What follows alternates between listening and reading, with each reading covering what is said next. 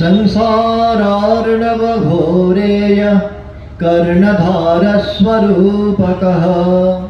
नमोऽस्तु रामकृष्णाय तस्मै श्रीगुरवे नमः।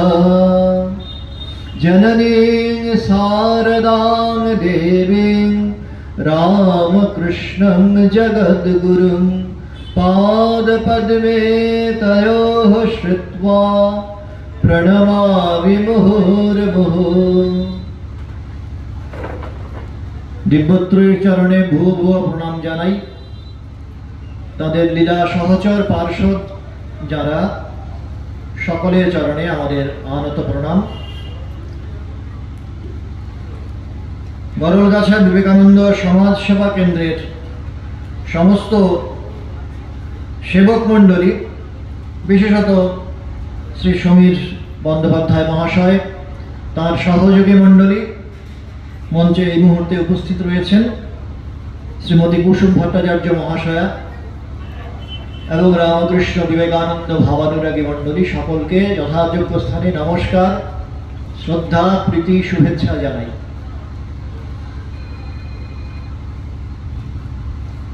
আজকে সুন্দর একটি আবহ নির্মিত হয়েছে। সমবেতভাবে ভক্তরা যখন তাঁর নাম গুণকীর্তন করেন, ভগবানের নাম গুণকীর্তন করেন, ভাবের প্রাবল্য সেখানে স্বাভাবিকভাবে বহু গুণে বেড়ে যায়। এই কথা কথামৃতেও ঠাকুর যেমন বলেছেন, বহু লোককে একসঙ্গে দেখলে তার কথা মনে পড়ে, তেমনিভাবে কর্মযোগেও স্বামীজি সুস্পষ্ট করে বলছেন যে সৎ চিন্তা এগুলো যেন তরঙ্গের আকারে প্রবাহিত হয়। সেই সঙ্গে অনেকজন মিলে যখন একসঙ্গে ভগবানের নাম গুণকীর্তন করেন, সেই চিন্তার শক্তি আরো বেশি বর্ধিত হয়। তো সেই কারণেই এই ধরনের ভক্ত সম্মেলন, যুব সম্মেলন, এগুলোর প্রাসঙ্গিকতা সেইখানে।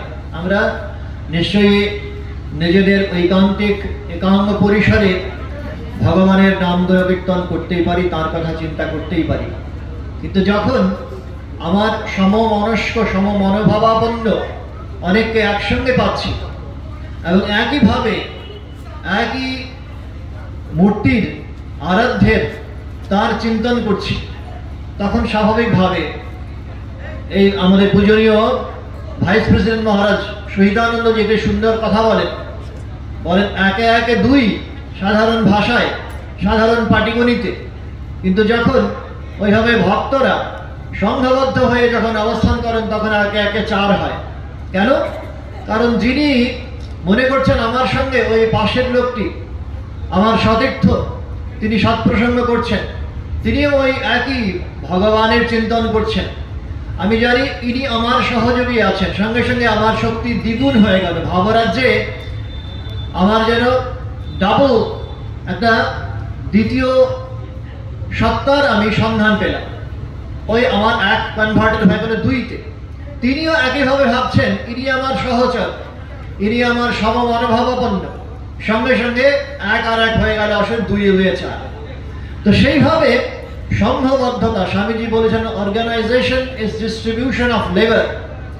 সংঘবদ্ধ জীবনের তার প্রাসঙ্গিকতা কি, সেইটা আমরা যারা রয়েছি এই ধরনের অর্গানাইজেশনের সেটআপের সঙ্গে যারা যুক্ত রয়েছে তারা খুব মর্মে মর্মে বুঝতে পারে।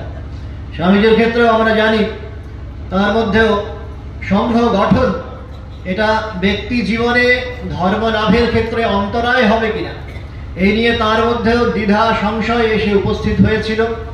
দোদুল্যমানতা যথেষ্ট ছিল, তার মধ্যেও শেষমেশ তিনি ওই সংঘ জীবনকে তিনি আত্মীকরণ করেন। ওইভাবে ভাবের প্রসার হবে এটা জেনে যখনই তিনি নিশ্চিত হলেন, তখনই ওই রামকৃষ্ণ মিশন অ্যাসোসিয়েশনের প্রতিষ্ঠা ইত্যাদি। যে বিষয়টি আজ বেঁধে দেওয়া আছে, সমীরবাবু একটু আগে উল্লেখ করলেন, দেব মানব শ্রী রামকৃষ্ণ, এই চিন্তন নিয়েই তো আসলে আমরা আমাদের দিনযাত্রা নির্বাহ করে চলেছি নিরন্তর। ওই মানুষের মধ্যে দেবতার সন্ধান করছি, আর দেবতার মধ্যেও মানুষকে খুঁজছি। দেবতারে প্রিয় করি, প্রিয়রে দেবতা। সুতরাং শিবজ্ঞানে জীবসেবা আর জীবজ্ঞানে শিবসেবা আসলে যুগপৎ চলছে, কোনটাকে আলাদা করে দেখা যাচ্ছে না। শ্রীরামকৃষ্ণ যেন এই দেবত্ব আর মানবত্বের মধ্যে একটা অদ্ভুত সেতুবন্ধ রচনা করলেন। ওই মন্দিরে গিয়ে যখন বলছেন তিনি জীবন্ত অবস্থায় মাকে দর্শন করছেন, অথবা দেখছেন পাথর লাফাচ্ছে, সর্বত্র চৈতন্যের স্পন্দন, তখন ওই শিবের মধ্যে জীবকে দর্শন করছেন।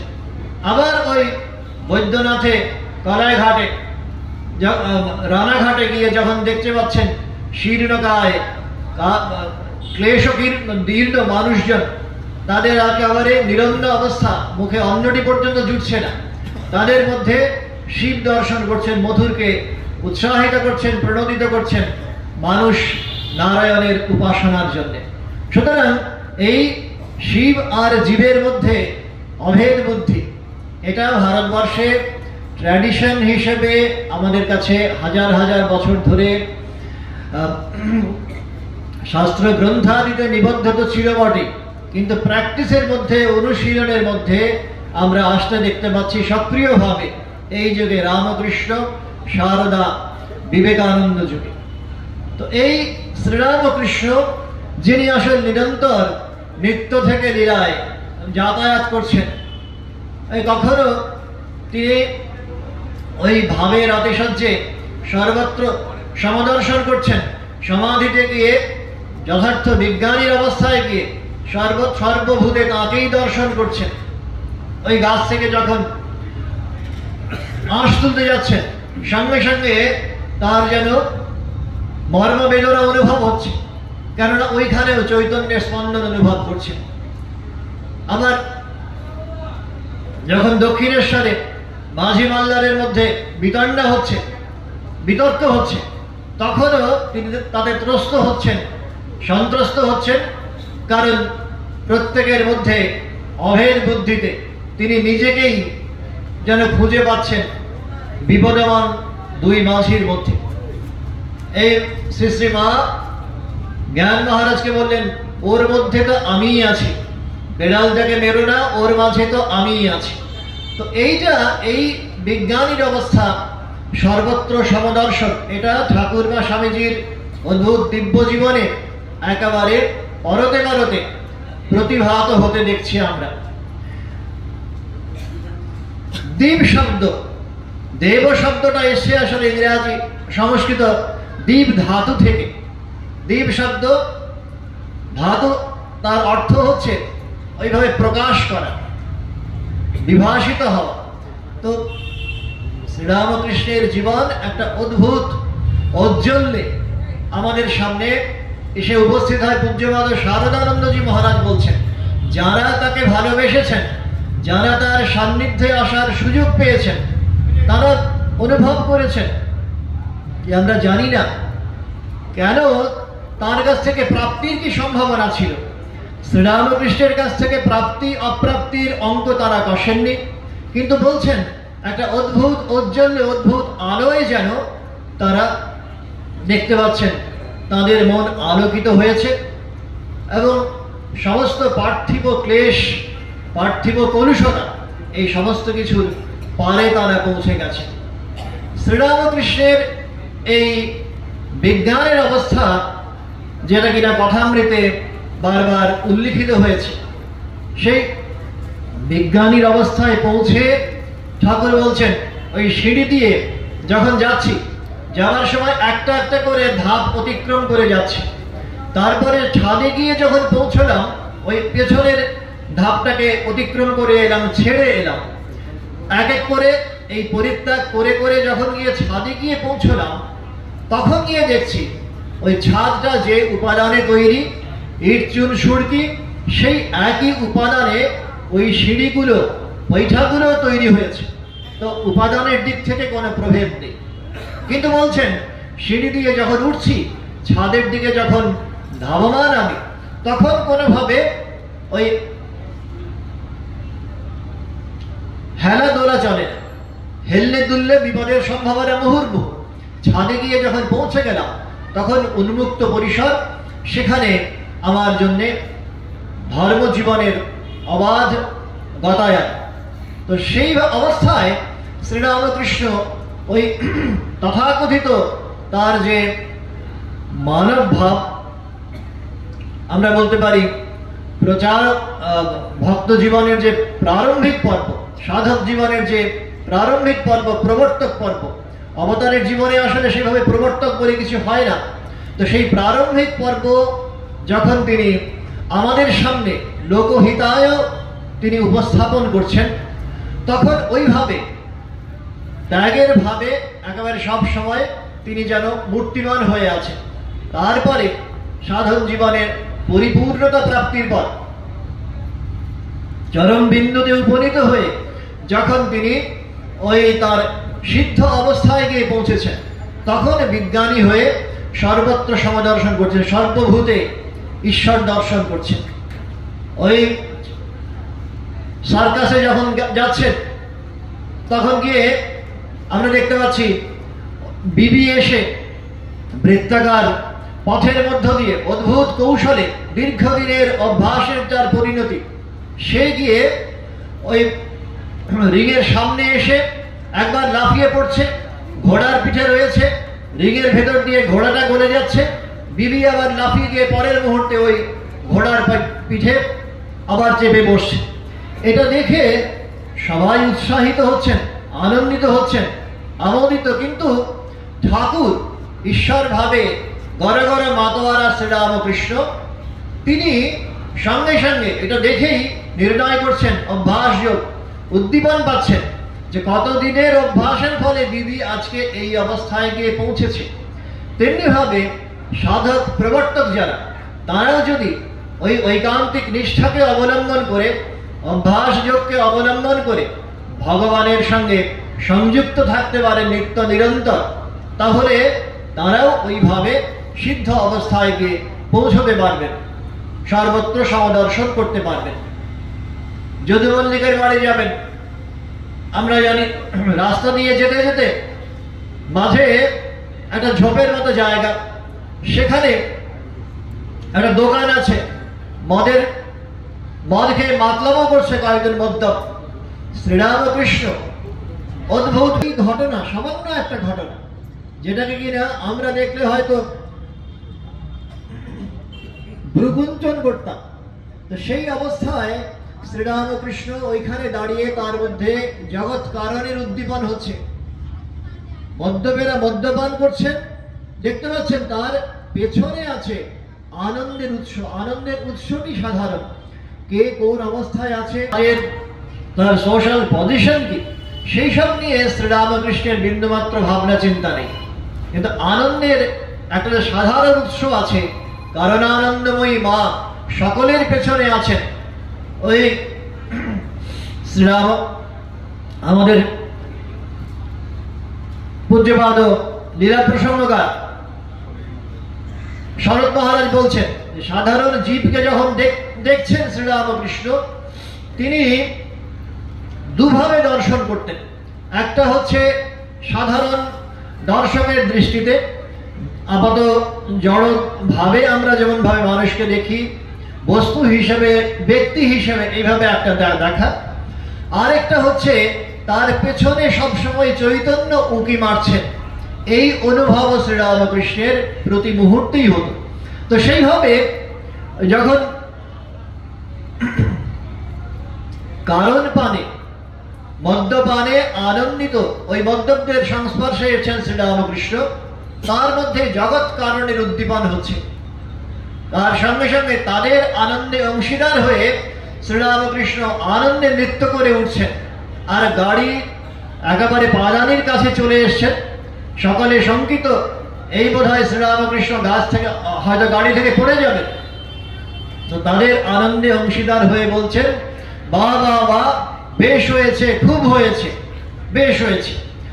তো ওইভাবে শ্রীরামকৃষ্ণ বিজ্ঞানীর অবস্থায় পৌঁছে দেখতে পাচ্ছেন সর্বত্র তিনি আছেন, এক চৈতন্যে, চৈতন্যে জগৎ জোরে রয়েছে। শ্রীরামকৃষ্ণ তার নিঃসন্দেহে এই অনুভব আমাদের শ্রুতি যুক্তি অনুভব, আমাদের উপনিষদ, আমাদের শাস্ত্র গ্রন্থ, আমাদের বহুকাল ধরে যে ভারতবর্ষে অর্জিত যে সাধন সম্পদ, তার সঙ্গে সরল রৈখিকভাবে এক সরল রেখায় তার অনুভব মিলেমিশে একাকার হয়ে গেছে। শুধু তাই নয়, বলছেন এখানকার অনুভব বেদ বেদান্তকে ছাপিয়ে গেছে। বেদ বেদান্তকে ছাপিয়ে গেছে। ওই সমাধির পরে পূজ্যপাদ রাজা মহারাজ বলছেন, সমাধির পারে গিয়ে যেন সাধন জীবনের প্রারম্ভ হয়, নির্বিকল্প সমাধির পারে। তো এই সমস্ত বার্তা তাদের এই শ্রীরামকৃষ্ণ জীবন থেকেই উৎসারিত আমরা জানি।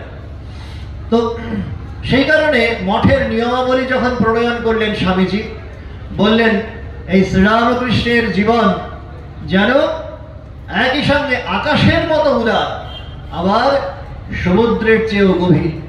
সমুদ্রের চেয়ে গভীর কারণ সমস্ত মত পথ অবলম্বন করে একেবারে তার একেবারে প্রান্তবিন্দুতে তলায় গিয়ে তিনি তার সার নির্যাস তিনি তুলে এনেছেন।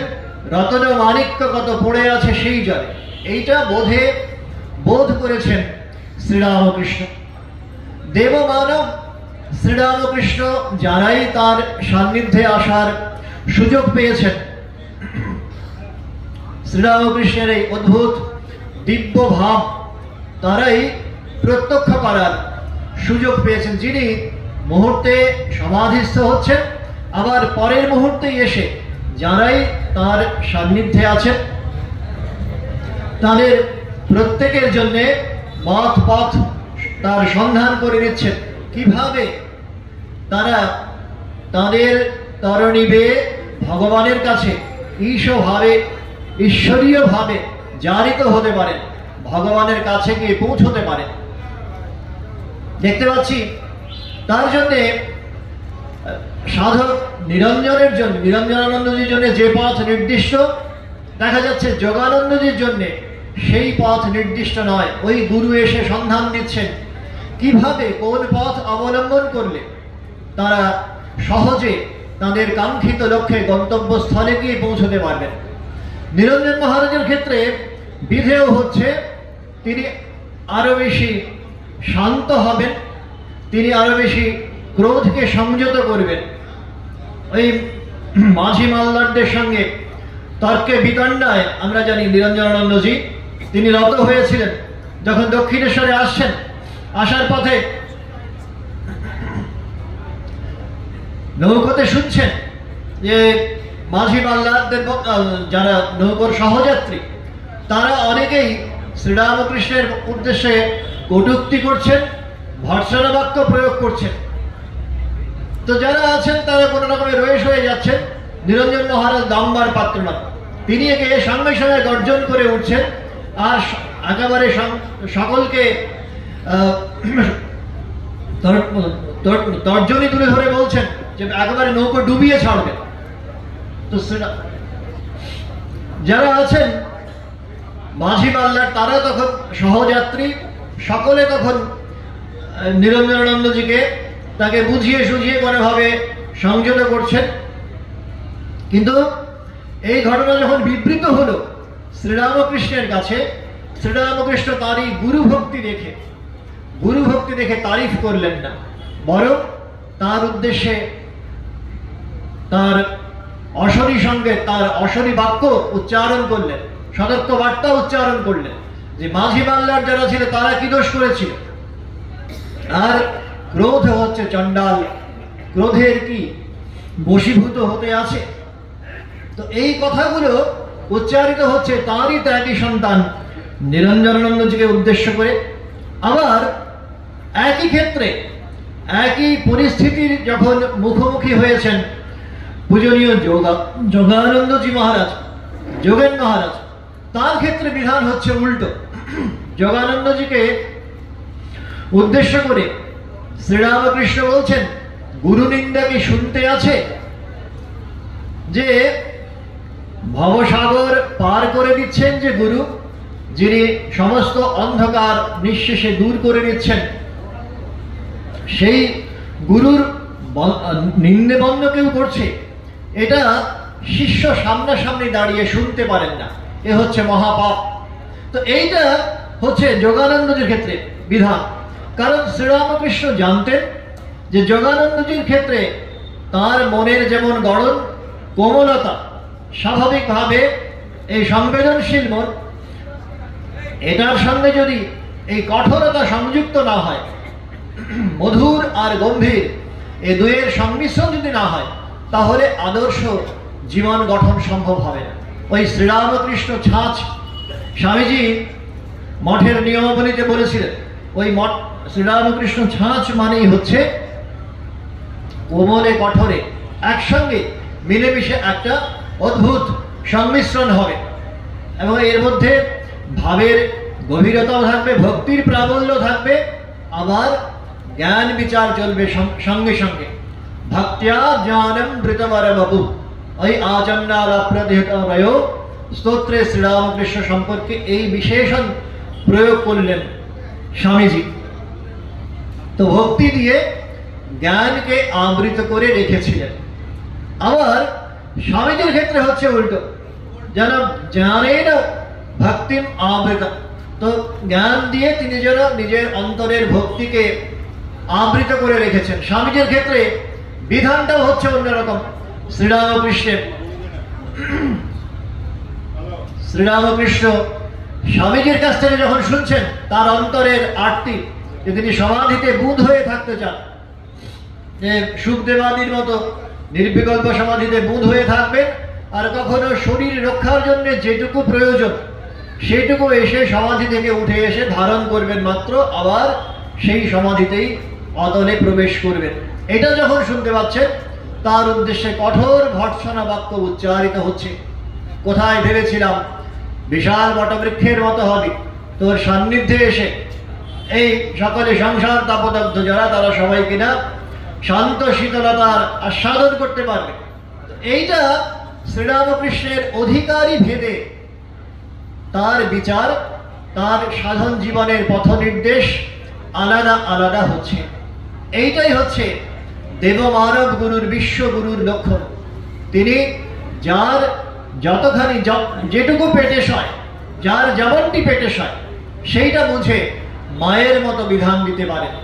তো আমরা যারা এই শ্রীরামকৃষ্ণ পরিমণ্ডলে আসার সুযোগ পেয়েছি, তাদের ক্ষেত্রে এইটি হচ্ছে একটি অদ্ভুত লক্ষণীয় দিক। আমরা চলবো আপন মতে, শেষে মিলব তারই পথে। মানুষ হিসেবে শ্রীরামকৃষ্ণ আমাদের মতোই সমস্ত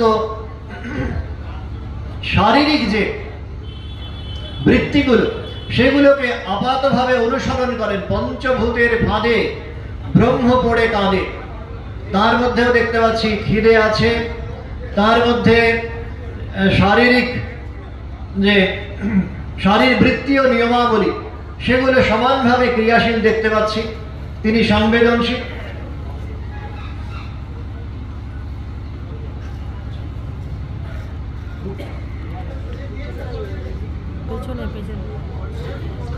আবার তিনি যখন এই মানবিক বৃত্তিগুলো আমরা দেখতে পাচ্ছি আমার আপনার মতো সমানভাবে ক্রিয়াশীল তার মধ্যে, তিনি যখন আবার মায়ের সঙ্গে সংলাপে রত, তখন একেবারে এই লীলা থেকে নিত্যভূমিতে তার উত্তরণ হয়েছে, এবং সেখানে তিনি কোনোভাবে এই পার্থিব কোনো ভাবের দ্বারা প্রভাবিত নন। ত্যাগের একেবারে মূর্তিমান বিগ্রহ ত্যাগীশ্বর শ্রীরামকৃষ্ণ। সেখানে কাঞ্চন স্পর্শ মাত্রে, ধাতব দ্রব্য স্পর্শ মাত্রে তিনি যেন সঙ্গে সঙ্গে সংকুচিত হচ্ছেন। সংস্পর্শ মাত্রে মৃণাং সমাধি যার, মানুষকে স্পর্শ করে তিনি সঙ্গে সঙ্গে সমাধির দরজা খুলে দিতে পারেন। তিনি আবার পার্থিব এই ধাতব দ্রব্য স্পর্শ করে সংকুচিত হচ্ছেন, আর একেবারে শতহস্ত দূরে চলে যাচ্ছেন। এই রজত মুদ্রা আমরা জানি পরীক্ষা করার জন্য স্বামীজি রেখেছিলেন তার শয্যায়, তার বিছানায়, এবং কিভাবে তিনি আর্তনাদ করে উঠেছিলেন শ্রীরামকৃষ্ণ, সেই সমস্ত কিছুই আজকে রেকর্ডেড। তো ওইভাবে ত্যাগমূর্তি শ্রীরামকৃষ্ণ তিনি কখনো আমাদের এই জাগতিক যে আবেষ্টনের মধ্যে থাকা যে নিয়মাবলী, তার দ্বারা তিনি প্রভাবিত হচ্ছেন না, এর তিনি পরোয়া করছেন না।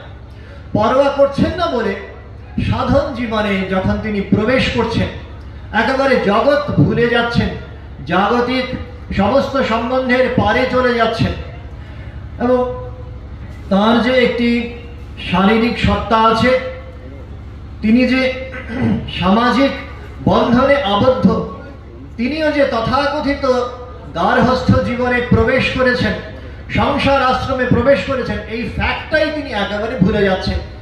দিনের পর দিন ওইভাবে মাতৃভাবে মাতোয়ারা হয়ে থাকা, এবং তার যে কোনো কর্তব্য আছে সহধর্মিনীর প্রতি, এই কথাটুকু পর্যন্ত সম্পূর্ণভাবে বিস্তৃত হয়ে যাওয়া, এটা হচ্ছে দেবত্বের লক্ষণ, দেব মানবত্বের লক্ষণ।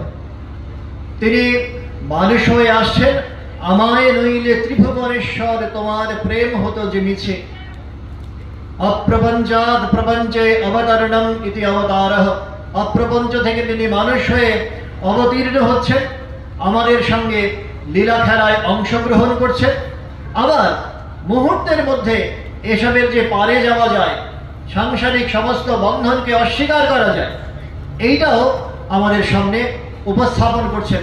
সেই কারণে ওইখানে জয়রামবাটিতে কামারপুকুরে কি কাণ্ড হচ্ছে, মানুষ তার সম্পর্কে কি মূল্যায়ন করছে, তার উন্মাদনা মনোম্যানিয়া অর্ধোন্মাদ বলে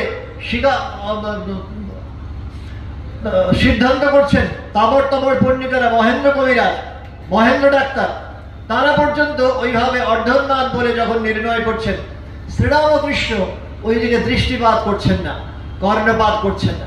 এবং সেই কারণে সংসার আশ্রমে তথাকথিত গার্হস্থ আশ্রমে যখন প্রবেশ করছেন, তখনও ওইখানে তার যে দায়বদ্ধতা আছে পত্নীর প্রতি, সহধর্মিনীর প্রতি, সেই সবের দিকে তার এতটুকুও দৃষ্টিপাত নেই, কর্ণপাত নেই। তিনি জগৎ ভরে ওই শিবের ভাবে বারে হয়ে মাতোয়ারা হয়ে আছে। শিবরাত্রিতে যখন যার শিবের ভূমিকায় অবতীর্ণ হবার কথা, নাট্য অভিনয় যার করার কথা, সে অসুস্থ হয়ে পড়ছে, তার কাছে এসে প্রস্তাব এসে পড়ছে বালক গদাধরের কাছে। গদাধর সকলের আবেদনে সাড়া দিচ্ছে এবং রঙ্গমঞ্চে গিয়ে অবতীর্ণ হচ্ছে। কিন্তু ওই অবতরণ পর্যন্তই, অবতরণ যতক্ষণ পর্যন্ত না হচ্ছে, রঙ্গমঞ্চে যতক্ষণ পর্যন্ত না গিয়ে পৌঁছচ্ছেন, ততক্ষণ পর্যন্ত তিনি আমাদেরই একজন। যখন গিয়ে পৌঁছে গেলেন, তারপর থেকে তিনি শিবের সঙ্গে অভিন্ন সত্তা। শিব ওইভাবে মুহুর্মুহু সমাধিস্থ হয়ে থাকতেন, শিবের সঙ্গে অভিন্ন সত্তা। শ্রীরামকৃষ্ণ জগতের অতীত সমস্ত বন্ধনের পারে চলে যাচ্ছেন, একেবারে সমাধির মূর্তিমান বিগ্রহ, মূর্তিমান শিবমূর্তি শ্রীরামকৃষ্ণ আমাদের সামনে ধরা দিচ্ছেন। তো ওইভাবে নিত্য থেকে লীলায় তার অবাধ গতায়াত, অবাধ গতায়াত বলে সহধর্মিনী যখন আসছেন, তার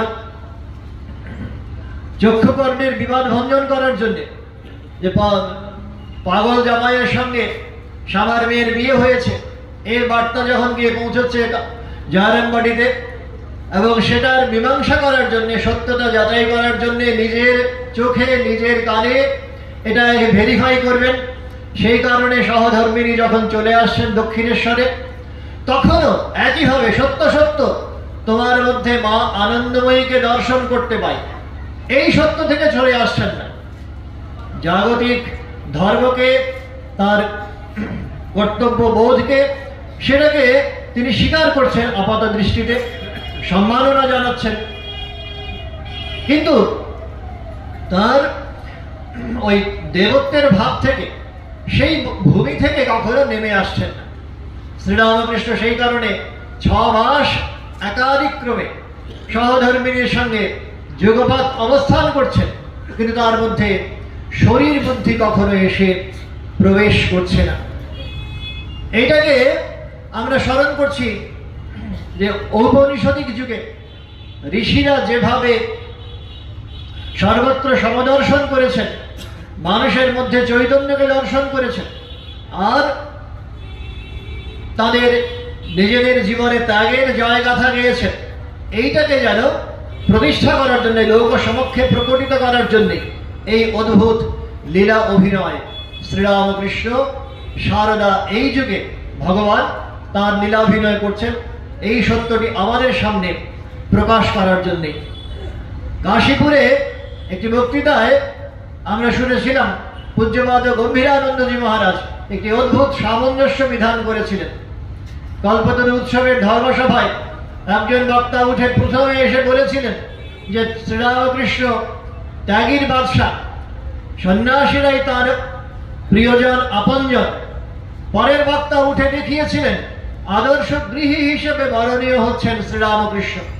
এই দুই আপাত বিরুদ্ধ মতের মধ্যে সামঞ্জস্য বিধান করে গম্ভীরানন্দজি বললেন যে শ্রীরামকৃষ্ণ গৃহীদেরও না, ত্যাগীদেরও নয়, সন্ন্যাসীদেরও না, তিনি তাদের যারা তাকে চায়। তো ওইভাবে যারা তাকে চায়, যারা আন্তরিকভাবে ভগবানকে চায়, তাদের এখানে আসতেই হবে। যাদের শেষ জন্ম তারা এখানে আসবেই আসবে, এই প্রতিশ্রুতি শ্রীরামকৃষ্ণের রয়েছে। এবং তিনি এই মত পথ অবলম্বন করে যে যেখানে দাঁড়িয়ে আছেন সেখান থেকে মানবত্বকে সোপান করে তিনি দেবত্বের উচ্চতম ভূমি থেকে উত্তীর্ণ হতে পারেন, এই প্রত্যয়ী ঘোষণা শ্রীরামকৃষ্ণ জীবন থেকে বারবার উঠে আসছে। তার পদমর্যাদা, মান, তার সামাজিক অবস্থিতি, কোনোটি স্ট্যাটাস, কোনোটাই আসলে ফ্যাক্টর হবে না। ওই গম্ভীরানন্দ যেমন ভাবে বললেন শ্রীরামকৃষ্ণ তাদের যারা তাকে চায়। ওই যারাই আসেন শ্রীরামকৃষ্ণ তার কাছে এই একটি মৌলিক প্রশ্ন উত্থাপন করছেন, ভগবান তুই কি চাস? এবং উত্তর বিভিন্ন ধরনের, বিভিন্ন স্তরের মানুষ বিভিন্নভাবে প্রদান করছেন। আমার নরেন্দ্রনাথের কাছ থেকে যেমন উত্তর পেয়েছেন তিনি সমাধিতে বোধ হয়ে থাকতে চান, তেমনি ভাবে আবার উপেন্দ্রনাথ মুখোপাধ্যায়, যিনি কিনা পরবর্তীকালে রামকৃষ্ণ বিবেকানন্দ ভাব আন্দোলনে অত্যন্ত সদর্থক ক্রিয়াশীল ভূমিকা পালন করেছিলেন, বসুমতী পত্রিকার সম্পাদক, যিনি কিনা স্বামীজির ভারত পদার্পণের মুহূর্তে হাজার হাজার হ্যান্ডবিল ছড়িয়ে দিয়ে স্বামীজির ওই কলকাতায় পদার্পণের বার্তা যাতে লোক সমক্ষে প্রচারিত হয় সেই কাজটি করেছিলেন। পরের দিন স্বামীজিকে রিসিভ করার জন্য হাজার হাজার মানুষ আমরা জানি সমাগত হয়েছিল। তো সেই উপেন্দ্রনাথ মুখোপাধ্যায় তার কাছে একই প্রশ্ন যখন উত্থাপন করছেন শ্রীরামকৃষ্ণ, তখন উত্তর হচ্ছে তিনি অর্থ চান। ওই অকপট ভাবে শ্রীরামকৃষ্ণের কাছে উপেন্দ্রনাথ এই উত্তর প্রদান করেছিলেন। শ্রীরামকৃষ্ণ প্রীত হয়েছিলেন। প্রীত হয়েছিলেন কারণ তিনি বলতেন মন মুখ এক করাই হচ্ছে প্রকৃত সাধন।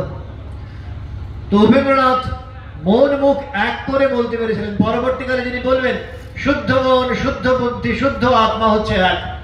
ওই মন, বুদ্ধি, আত্মা যেন সরল রেখায় অবস্থান করছে, আর মনের শুদ্ধিকরণ হলেই সেটা বুদ্ধিকে দরজা হিসেবে অবলম্বন করে জ্ঞানের শুদ্ধ ভূমিতে পৌঁছে দেয়, একেবারে শুদ্ধ আত্মার প্রত্যক্ষ সাক্ষাৎকার হয় আমাদের। তো সেই শ্রীরামকৃষ্ণ মন মুখ যেখানে এক হতে দেখছেন, যেখানে অকপটতাকেই প্রকটিত হতে দেখছেন, সেখানে ভক্ত জনকে তিনি পরিত্রাণ করছেন, তাদের আশ্বস্ত করছেন। আমরা গীতা মুখেও শুনি যে 4 ধরনের ভক্তের কথা ভগবান বলছেন, অর্থ, জিজ্ঞাসু, অর্থার্থী আর জ্ঞানী। অর্থার্থীরও জায়গা আছে। অর্থার্থীর জায়গা ততক্ষণ পর্যন্ত যতক্ষণ পর্যন্ত তিনি মন মুখ এক করে ঐকান্তিকভাবে ভগবানকে লাভ করার একটা সোপান হিসেবে যখন তিনি অর্থ লাভকে গ্রহণ করেন। তো সেইভাবে শ্রীরামকৃষ্ণের কাছে পৌঁছানোর, দেবমানব শ্রীরামকৃষ্ণের কাছে উত্তরণের এটি হচ্ছে প্রথম এবং প্রধান শর্ত। মন মুখ এক করাই হচ্ছে প্রকৃত সাধন। আমরা যদি ঐকান্তিকভাবে তাকে লাভ করার জন্য যে যেখানে দাঁড়িয়ে আছি সেখান থেকে আমাদের সেবার অর্ঘ্য, পূজার অর্ঘ্য যদি ওইভাবে সাজিয়ে দিই, নিশ্চিতভাবে ভগবান তার দিকে এক পা এগিয়ে গেলে তিনি সঙ্গে সঙ্গে 100 পা নেমে আসেন। কথামৃতে প্রতিশ্রুতিবদ্ধ তিনি রয়েছেন। তো সেই কারণে আমাদের জন্য এই যুগে যা করণীয় তার সুস্পষ্ট পথ নির্দেশ শ্রীরামকৃষ্ণ জীবনের পরতে পরতে রয়েছে। ওই মারোয়ারি ভক্ত লক্ষ্মীনারায়ণ 10,000 টাকা দিতে চাইছে, ত্যাগমূর্তি শ্রীরামকৃষ্ণ সেটাকে প্রত্যাখ্যান করছেন, কিন্তু তার যে ব্যবহারিক দিকটি সেটা সেবার্থে নিযুক্ত হতে পারে এইটাকেও একেবারে অস্বীকার করলেন না। তাকে আবার ওই শ্রী মায়ের কাছে পাঠাচ্ছেন এবং রামকৃষ্ণ কথা প্রাণা শ্রী মা তার দিক থেকে কি উত্তর এসেছিল সেই কথাটা আমরা এখন সকলেই জানি। তো ওইভাবে ত্যাগের ভাবে যিনি সবসময় গড়ে গড়ে মাতোয়ারা হয়ে আছেন সেই শ্রীরামকৃষ্ণ আমাদের এই যুগের জন্য যা অবলম্বনীয় এই নির্জনবাস, সাধুসঙ্গ আর সঙ্গে সঙ্গে শিবজ্ঞানে জীবসেবার অনুশীলন, এইগুলোকে আমাদের সামনে উপস্থাপন করছেন। এটা বোঝানোর জন্যে যে আসলে মানুষের মধ্যেই দেবতা ঘুমিয়ে আছেন, আর আমরা চাইলে যে যেখানে অবস্থান করি সেখান থেকেই সেই দেবতার সঙ্গে সংযুক্ত হতে পারি, দর্শন লাভ করে কৃতকৃতার্থ হতে পারি। লাটু মহারাজ শুনেছিলেন রামদত্তের মুখে শ্রীরামকৃষ্ণ বলেছেন, ভগবান মন দেখেন, ভাবগ্রাহী জনার্দন, কে কোথায় পড়ে আছে সেসব দেখেন না। তো সেইভাবেই আজকের দিনেও আমরা ভগবানের চরণে প্রণাম জানাই আর প্রার্থনা করি যে আমাদের মনকে যেন ভগবত অনুসারী তদ্বুদ্ধি প্রণিপাতেন পরিপ্রশ্নেন সেবায়া, তার সেবা করে আমরা যেন কৃতকৃত্য হতে পারি। আর ঈশাবাস্য শ্লোকে যে কথাগুলো বলা হয়েছে, সর্বভূতে তিনি রয়েছেন ঈশাবাস্য বিদগ্ধম সর্বম যৎকিঞ্চ জগত্যাং জগৎ তেন ত্যক্তেন ভুঞ্জিথা মা গৃধা কস্য স্বৃদ্ধনম। তো সেইটার কিছু কিছু অনুশীলন করে আমরা যেন ধন্য হতে পারি। ওই ব্রাহ্মভক্ত এসেছিলেন, এসে